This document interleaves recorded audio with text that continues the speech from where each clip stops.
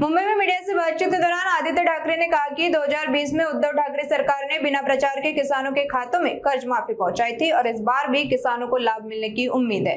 चुनाव आयोग से मुलाकात पर उन्होंने कहा कि 30 जून से शुरू होने वाली SIR प्रक्रिया को लेकर महाविकास आघाड़ी ने स्पष्टीकरण मांगा है। वहीं अब्दुल सत्तार और शिंदे गुट पर निशाना साधते हुए आदित्य ठाकरे ने कहा कि असली शिवसेना उद्धव ठाकरे के साथ है, जबकि शिंदे गुट पर हमला बोलते हुए उन्होंने कहा ये तो सिर्फ ट्रेलर है। मला वाटतं आपण जर आज सगळ्या शेतकरी बांधवांना विचाराल तर ते एकच सांगतात की जी कर्जमाफी त्यांच्यापर्यंत पोहोचली, कर्जमुक्ती कुठेही होर्डिंग बॅनर गाजावाजा न करता आपण खात्यापर्यंत पोहोचली, बांधावर पोहोचली, ती दिलेली होती मुख्यमंत्री उद्धवजी ठाकरे यांनी 2020 साली।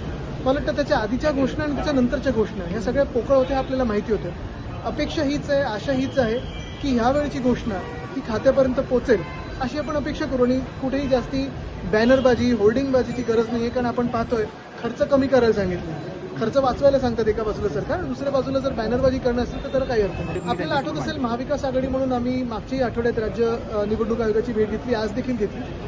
SIR सुरू जेव्हा होणार आहे, अजून झालेला नाही आहे, पण 30 जून पासून SIR सुरू होईल। त्याच्यात काही आमच्या ज्या अजून काही क्लॅरिटी पाहिजे होती गोष्टींना ती मागणी करेल। ते जे शिवसेनेबद्दल बोलतायत, मिंदेंची शिवसेना नाही आहे, शिवसेना ही उद्धव बाळासाहेब ठाकरे पक्षासोबतच आहे। ते जे बोलतायत ती मिंदेंची चोरांची टोळी आहे, हे तो सिर्फ ट्रेलर आहे।